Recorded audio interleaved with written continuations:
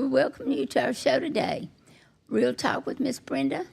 I'm Miss Brenda, and today our Real Talk is going to be with Terri Lynn. Terri Lynn came to the center in 2014 or 13, she tells me, and I'm going to tell you, everybody is, we get afraid and we see those people walking down the street and we know they're on drugs or they're out there doing things and you can tell they're on drugs and we think we better stay away from them. What is more scary to me, and we have this sometimes, are those that live next door to us. The girl next door, the little girl that's the cheerleader, or the little girl that's this, that, just everything, Little Miss Personality, lives in great neighborhoods, got anything they want. And that's the kind of person we have with us today. She had every opportunity to do right. Matter of fact, she had to really work at it to do wrong. But she worked at it. And she fell down the same dark hole as that girl working a street corner. Same dark hole. Sometimes people say, well, Miss Brenda, I never shot up, or Miss Brenda, I never did this, or I never did that. You know what? I don't care what you did. Anything you did to escape reality and what God has for you is inexcusable. This is Real Talk. Well, we're so glad to have you, Terri Lynn. You know I love you. I love you. You've been around like forever. Forever. Tell us a little bit about your life growing up. So everything was pretty normal with my mom and dad until I was about 10, and they divorced. It was split between the two, torn between parents. When I was 14, I started having sex and then looking for the missing relationship with my dad in that, thinking, oh, you sleep with someone, they're going to love you. So I had a lot of freedom, a lot. Too much? Too much. I had an older, brother who was 15, and he was allowed to drive. Without a license? Without a license, freely. And I was able to go with him wherever. In other words, you were just given anything you wanted. Go ahead. My grandparents didn't know this. They were very straight-laced, back row Baptist. My grandfather was an engineer. My grandmother didn't have to work, but she did. She worked at a doctor's office in the front office. And I spent as much time over there as I could. I would throw myself in the floor not wanting to leave.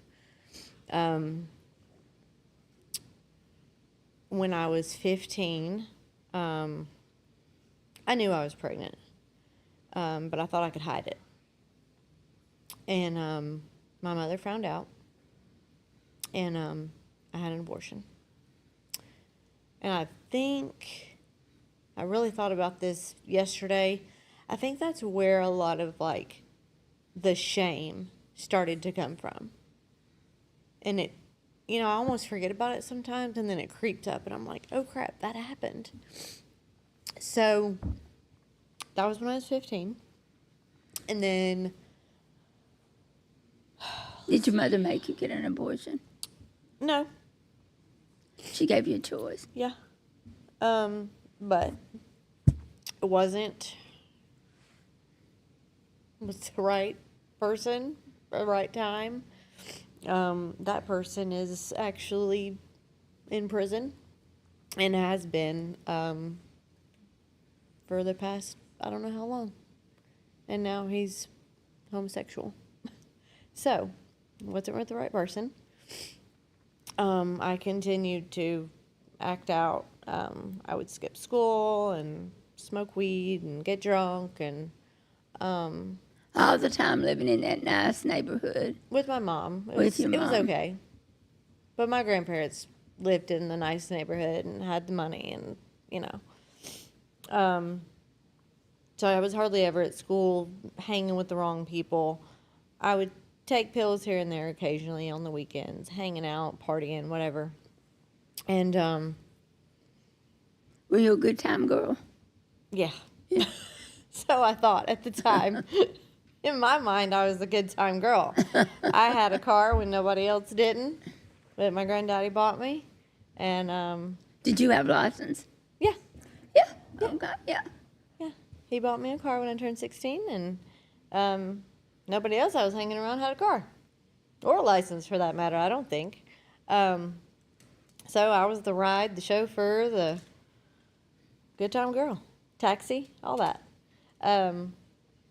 So when I was about ready to graduate high school, I was 1 credit short. I don't know how I did that because I was never at high school. But it was going to be a whole nother year. I got my GED. I started college. I was dating a guy regularly, and I was 18, and found out I was pregnant. And, Again? yes. And that is when I had my daughter, who is now 15.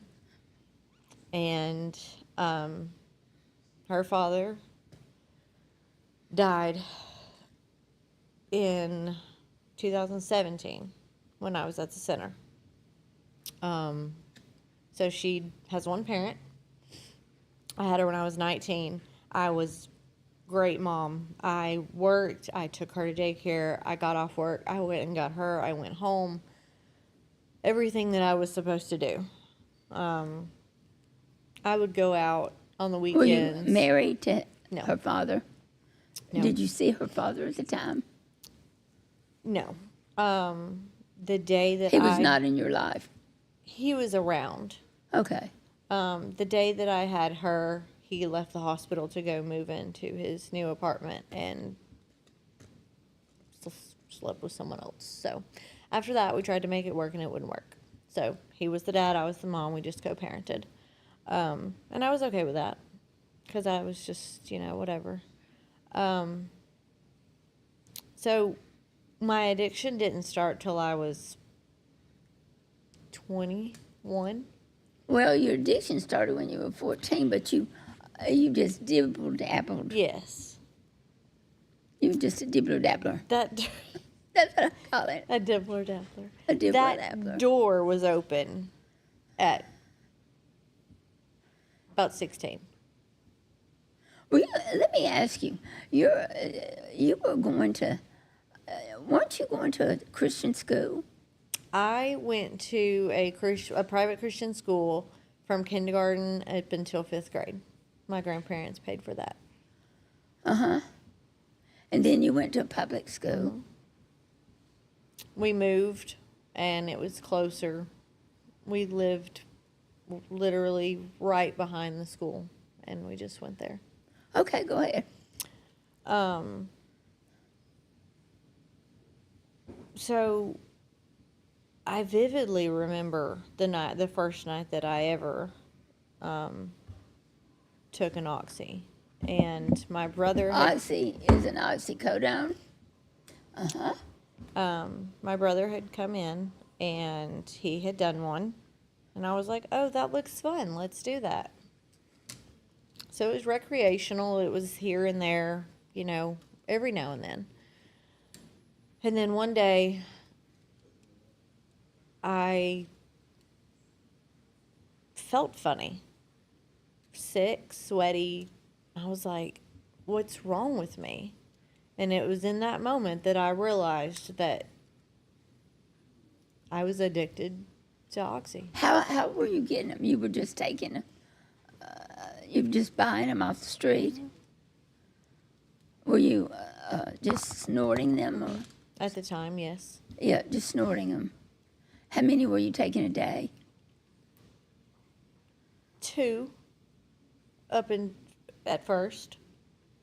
And then it eventually gradually escalated and ramped up. When you realized you were addicted, how many were you on? 4 to 5. Well, yeah, you should have figured that right out. 4 to 5 oxys. And then we snorted them for a while. They're very, they're not like affordable. No, So how much were they then? they were $30 a pill. Oh my God.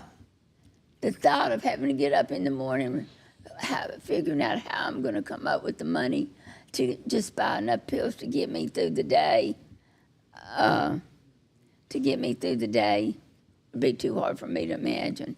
I would be tired just thinking about it. It was a process. I mean, really. It was a process to think about before you could even get up out of bed and Yeah. get started. Like, how am I going to do this today? I know it. Were you working? Yes. But that didn't last long. No. No. One paycheck lasted like 2 days. And then it was back to square one.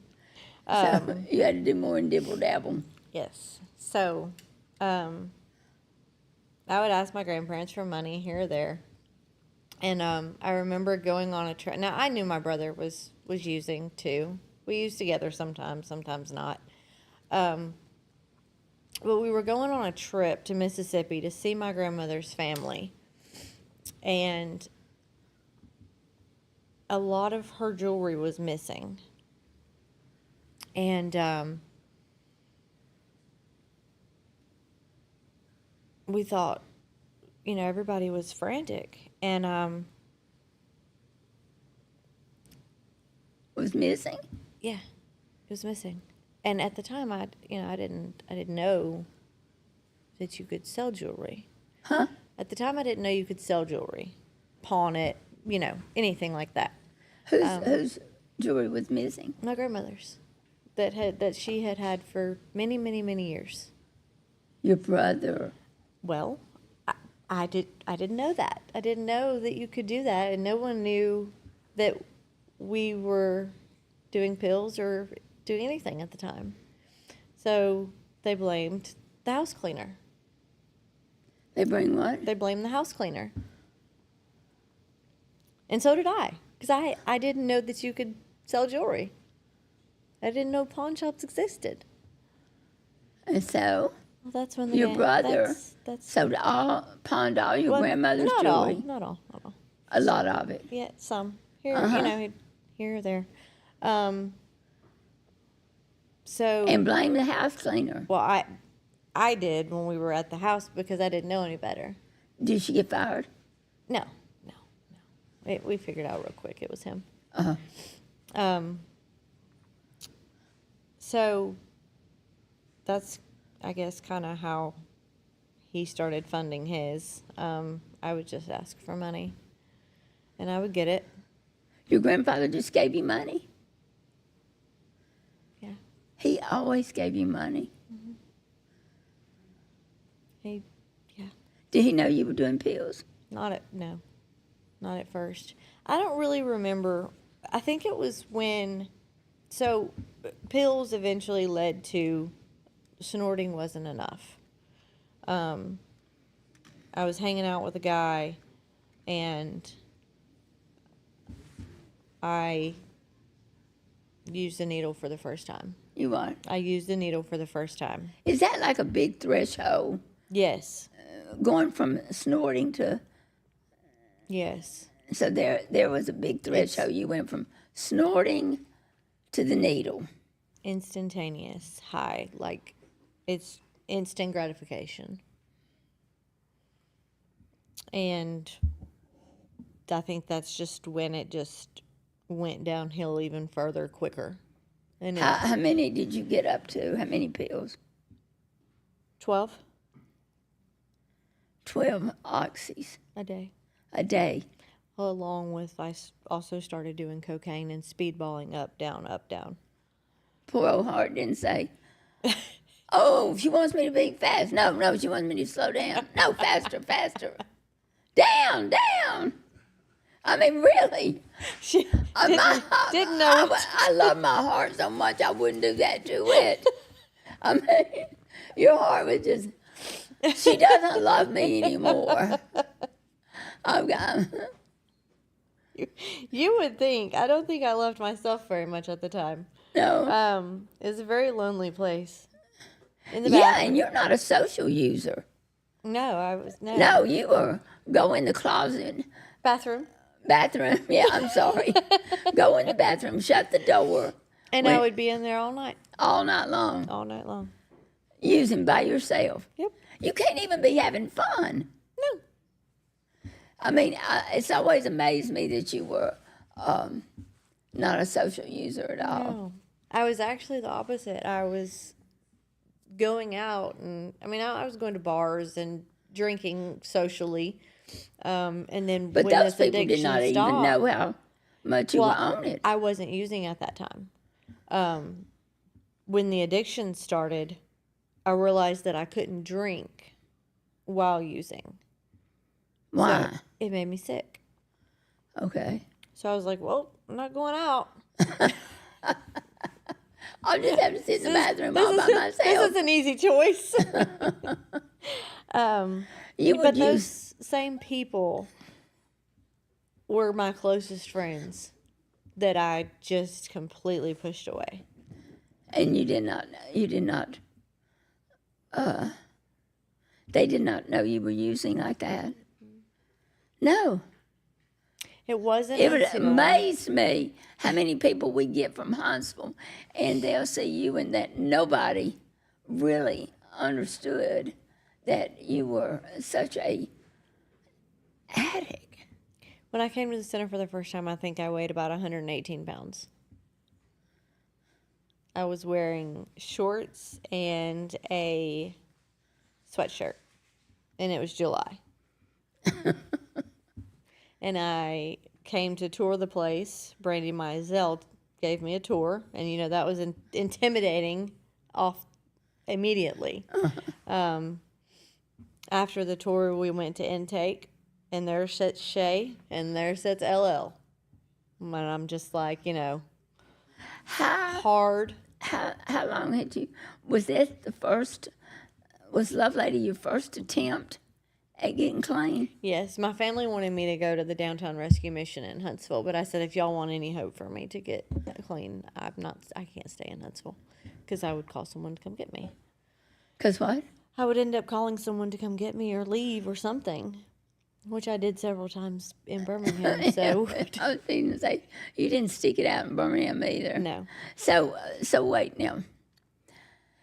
How old are you now? almost 35. No, up until where we're talking, 24. Who has your daughter? Me?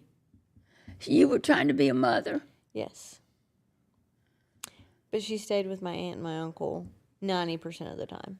And she went to Westminster, the same private school that I did. It wasn't on paper. So, I could just go and get her, and they had to give her to me. But when I finally decided that, I was going to really try, I went and I said, hey, look, I'm going to really try to get this together.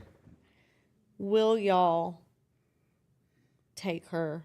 Let me give you temporary custody of her. And that was probably the only unselfish thing I did during my entire addiction was give custody of my child to somebody else. And that sounds really bad, but if not, I was scared that somebody was going to take her and I wouldn't get her back. And it wasn't until June of 2020 that I officially got her back. You dropped her off in 2014. It was probably, yeah. 7 years, because I remember she came to the house a lot. She did. Yeah, okay. But we were confusing people. Let's go backwards, okay? All right, so you're 24, you're up to staying in the bathroom all night, shooting up about 12 oxys. Throughout the course of the day. Huh? Throughout the day. You go to the bathroom in the day, but you didn't get that enjoyment that you'd get at night. No, Because because I it- would have to go and do stuff and come back and, Yeah, had to live a life a little bit. Yeah. And so you'd go back. You live for those nights in the bathroom. Yeah. I just cannot understand that. I If don't I was going to do drugs, I would want to be with friends. Well, the problem is my Wouldn't friends you? were drug addicts too, and they didn't have the access to money that I did, and they would want to get into mine, and I didn't want to share, so I didn't want to deal with anybody. Not even You my- live with your mother, your grandmother, and granddaddy then. You're giving up your apartment, everything. I never had my own apartment. You never I had? always, Nope. I always lived with my mom. And so, back up a little bit to when I had my daughter. When I found out I was pregnant at 18, she worked at a doctor's office that she had worked at for many, many years. And she went to her doctor and said, "Hey, my daughter needs me. I've got to go and be with her." And he said, "If you leave, don't come back." And she left, and he didn't let her come back. So that started living house to house, rent to rent, bouncing place to place. So Again, your because mother of me. and you moved in with your grandfather and grandmother. No? No,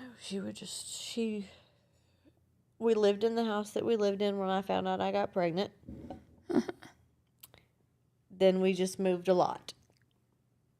Paying rent, renting places. And then when I kind of really got into my addiction is when I moved in with my grandparents. Did you ever OD?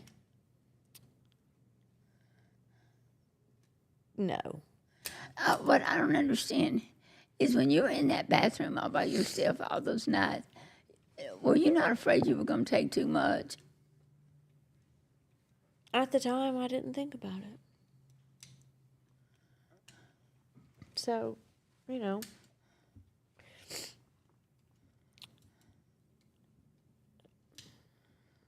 no, I don't think I was Okay. at the time. Fair enough. You were dumb and dirt, okay? I don't know what to say. Yeah. Hint. That was not a smart thing to do. I don't think doing When drugs I is- have someone that's not a social person and they're all holed up doing drugs by themselves, I get so, you have nobody to watch out for you. And you especially so quiet about it. Okay, so what made you decide you time to get treatment? You got arrested? Did Well- you get arrested? Well, I Cops are always a good reason to stop. or your family doing a full-blown intervention. That's a good reason. The first time that I came to the center was because I had done pills. I was taking a nap. I don't remember who it was, came upstairs and woke me up and said, "Hey, come downstairs, we want to talk to you." And everybody was in the living room. Oh, my God. My mother, my grandfather, my grandmother, my aunt, my uncle, my daughter's grandparents, my daughter's aunt on her daddy's side, and my aunt and uncle's pastor. They were all there Yes. to get you some help. Yes. And they sent you to the Love Lady Center. Yes. But they did not want the Love Lady Center. It wasn't their first choice, No. but they didn't know about it either. Well, why was it your first choice? Or your only choice? It was either the Downtown Rescue Mission or the center. I went and looked at both. They did let me go look at both. And I just had a better feeling about the center. And I wanted to be away from Huntsville. Okay, so you came to the center. Mm-hmm. And how'd things go there? Well, the first weekend I was there was the prayer furnace. And I had never been exposed to that type of prayer, worship, things like that. Did it scare you? Yes. It did? Yes. You were like Baptist Yes. or Orthodox Baptist. That's what I was raised as, just a Hymns. sing out of a hymn book in a Baptist church. And There's nothing wrong with that. No, but that's all I knew. So, you've got these people who are dancing and raising hands and falling out and speaking in different, and I'm just like, what is going on here? I called my mother and I'm like, y'all have sent me to, I don't know where, but come and get me. Did she come? No, nobody came. Nobody wanted to. Nobody wanted me. So I stuck it out. And I don't know how long I was there that time. It took several times. But the final time was the police and the judge and the bounty hunters and the probation officer and all that. Because I was at my grandparents' and they showed up at the front door. I thought it was the guys doing yard work, so I went and opened the door with my grandmother. And they said, they had a picture of me. They said, "Is this you?" And I looked at them. I said, "No, sir." And it was clearly you. It was clearly me. It was my driver's license picture. But I was high as a kite. I was like, no, it's not me. It's not me. But that is the one time that I went to jail that Granddaddy could not get me out of, and I sat there. For how long? 3 months. That was after you'd already been to the center once. A bunch of times. A bunch of times. This was before I was coming back for the last and final time when I graduated this time. Oh, I did not like you. Likewise. I did not. Because you were so spoiled. You were just a brat. I was very spoiled, and I did not like rules, and I did not like following rules. Actually, Melinda would disciplined me to the point where she said, "You're going to deal with Mother." And I thought, well, who's Mother? And here she comes. I'm like, oh, that's Mother. And I don't remember the first, what I did or what you had done or my punishment or anything. I'm sure it was no cell phone or something. But the next time, you threw the book at me. I threw a brush at you. A brush? I did not. No. I said you threw the book at me. The book at you. Like, I was writing. I was fixing to say, don't tell these people I throw brushes at people. I don't throw brushes. She doesn't throw brushes. I crack phones and stuff, but I do not throw brushes. We don't have enough brushes to go around. Okay, so I threw the book at you. I got I think I copied a book of the Bible, but the thing that meant the most to me was that you made me write a paper on why you had taken an interest in me. And I was like, she took an interest in me. What does that mean? And I was like, okay. So I wrote all these pages.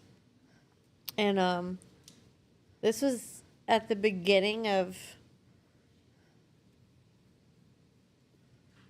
This was the time before the last time I came back. So the last time I came back in 2016 when I was court ordered, you already knew who I was. I'm sure. And I'm sure you were still interested. And I just had made up my mind that I was court ordered to do it and there wasn't another way. So this had to work. I had to buckle down and do it. And the love for my child wasn't enough to make me do it. Watching my grandfather sit there in intake and cry wasn't enough for me to do it. And he was my world. As much as I stole and used and lied and manipulated, he was my world. And I was his. I was the first grandchild. the favorite grandchild. I had their only great-granddaughter. But nothing was enough to make me stop until I was ready. And I really think that sitting in jail for those 3 months was like, okay, this is not what I want. It wasn't, but you still came. And even then, you wanted to go around the world. I mean, everything with you is you wanted to find an easy way to do it. Everything. Yeah. And I finally told Melinda and them, I said, just give her to me. Let her just become my slave. I'll beat it into her. I mean, there's no other way for somebody like you. I think I just needed something different. Well, part of the problem is that you will not just get into the. You were so used to being treated differently. Whenever you can't get in with the multitude, you are going to stay on the outskirts because you're going to try to figure out an easy way to get out of it. And there's no easy way to get out of addiction. No. I mean, the only easy way is Jesus. And you were not particularly interested in that. Not at first.